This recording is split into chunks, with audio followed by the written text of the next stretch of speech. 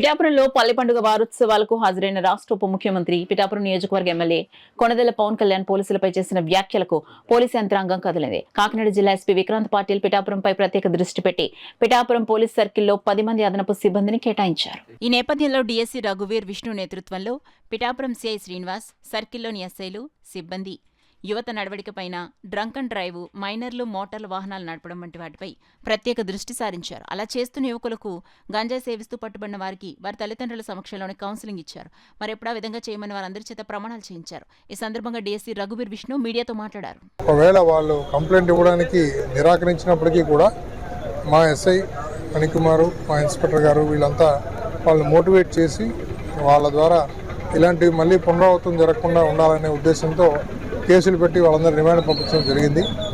అందులో భాగంగా ఇలాగా ప్రతిరోజు వీక్లో 3 days ఖచ్చితంగా పిఠాపురంలో కాన్సన్ట్రేట్ చేసి రాబోయే రోజుల్లో ఎలాంటి దొంగతనాలు కానీ గాంజా కానీ లేకోకుండా ముఖ్యంగా యూత్ ఈ సైలెన్సర్లు తీసేసి ఎవడు నడపకుండా పబ్లిక్కి ధ్వని కాలుష్యము దానివల్ల వాతావరణ కాలుష్యం 2 ఏర్పడుతున్నాయి. సో యూత్ కొంచెం గమనించాలి. మేము ఎన్ని కేసులు పెట్టినప్పటికీ ఎన్నిసార్లు కౌన్సిలింగ్ ఇచ్చినప్పటికీ కూడా పదే మళ్ళీ వాళ్ళు దాంట్లో ఏదో థ్రిల్ ఉందనుకొని ఊర్లో తిరగడం జరుగుతుంది. సో ఇక మీదట వాళ్ళు డ్రైవ్ చేస్తే వెహికల్స్ని ఆపి వాళ్ళ పేరెంట్స్ కూడా పిలవడం జరుగుతుంది. వాళ్ళకు కూడా కౌన్సిలింగ్ ఇచ్చి ఇంకొకసారి పిఠాపురం టౌన్లో ఇలాంటివి జరగకుండా చూస్తాం. గతంలో మరి చేసినప్పటికీ కూడా నేను ఉప ముఖ్యమంత్రిగా బహిరంగ సభలో మీద స్పెషల్ కామెంట్స్ చేయడానికి కారణం సార్. ఇప్పుడు కొన్ని నేరాలు జరుగుతూ ఉండొచ్చు. దానివల్ల మరి ఉప ముఖ్యమంత్రి కాబట్టి ఆయన దృష్టికి కొంతమంది ఫిర్యాదుదారులు ఇచ్చుండొచ్చు. ఆల్రెడీ అవన్నీ కూడా మనం కేసులు కట్టున్నాం.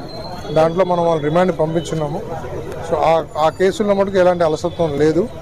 పెద్ద ఎత్తున గాంజా కూడా మనం పిఠాపురంలో సీజ్ చేయడం జరిగింది. యాక్చువల్గా పిఠాపురంది కాదు, అది ఎక్కడి నుంచో తీసుకుని ట్రాన్స్పోర్ట్ మీద వెళ్తుంటే మన ఎస్ఐ గారికి వచ్చిన ఇన్ఫర్మేషన్ మీద 85 కిలోల గాంజాని సీజ్ చేయడం జరిగింది. ఇన్ జనరల్గా ఎప్పుడు గాంజా అన్నది అంత భారీ మొత్తంలో ఎప్పుడు పట్టుకున్న దాఖనాలు ఈ మధ్యకాలంలో లేవు.